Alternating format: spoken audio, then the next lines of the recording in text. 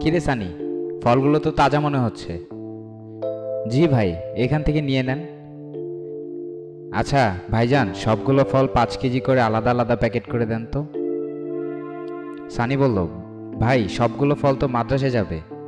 হ্যাঁ, সব সময় যেখানে দিয়ে আসো সেখানে দিয়ে আসবা। ভাইজান, মাপটা ঠিক মতো দিয়েন। সানি একটা রিক্সা ডেকে সবগুলো ফল রিক্সায় উঠালো।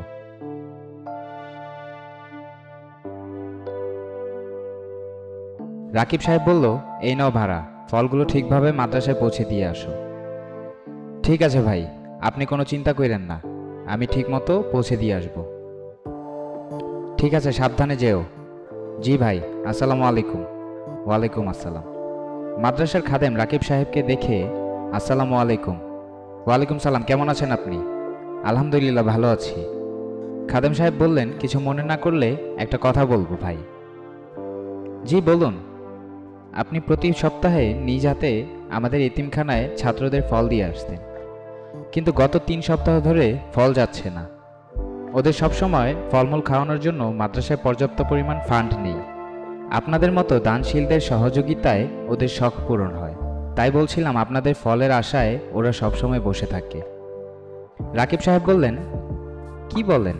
আমি ব্যস্ততার জন্য গত 3 সপ্তাহ ধরে নিজে যেতে পারছি না, কিন্তু আমার সহকারীকে দিয়ে তো ফল পাঠাচ্ছি। খাদেম সাহেব বললেন, আপনি ভালো করে খোঁজ নেন, সে আমাদের মাদ্রাসায় ফল নিয়ে আসে না। তাই? তাহলে ফলগুলো কোথায় যায়?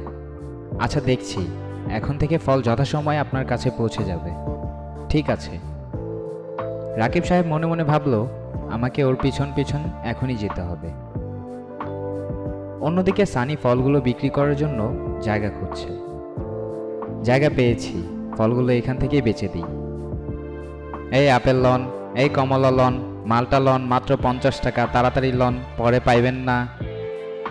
ভাই আমারে দেন, ভাই আমারে দেন, আমারে দেন। আর মাত্র 2 পটলা আছে, আর মাত্র 2 পটলা আছে, তাড়াতাড়ি আহেন। এটা রাকিব সাহেব দূর থেকে দেখে মনে মনে ভাবেন, ও তাহলে তুই মাদ্রাসায় ফল না দিয়ে এইখানে ফল বিক্রি করতেছস, আজকে তোর খবর আছে। রাকিব সাহেব এসে বলল, ভাই আমারে 1 পটলা দেন। অমনি রাকিব সাহেবকে দেখে সানি চমকে উঠে বলল, ভাই আপনি আপনি এখানে? হারামখোর, তুই এতিমদের ফল মাদ্রাসায় না দিয়ে এখানে বিক্রি করতেছস? এই বলে রাকিব সাহেব সানিকে থাপ্পড় মারলেন। সানি মার খেয়ে বসে পায়ে ধরে মাফ চাইতে লাগলো। আমারে মাফ করে দেন, আমার বড় ভুল হয়ে গেছে। তোরে আমি কি এগুলো করার জন্য পাঠিয়েছিলাম? তুই আমার এই বিশ্বাসের মূল্য দিলি? যা, আজ থেকে আমার কাছে তোর কোনো জায়গা নেই। যারা এতিমদের হক মেরে খায়, পরপারে তাদের জন্য রয়েছে নিশ্চিত জাহান্নাম। বাবা মা হারা সন্তান এরা এমনিতেই এতিম, জীবনযাপন করে অনেক কষ্টে, অযত্নে তারা বড় হয়। তাই আমরা যারা একটু সামর্থ্যবান আছি, তারা যেন তাদের পাশে দাঁড়ায়, সহযোগিতার হাত বাড়ায়।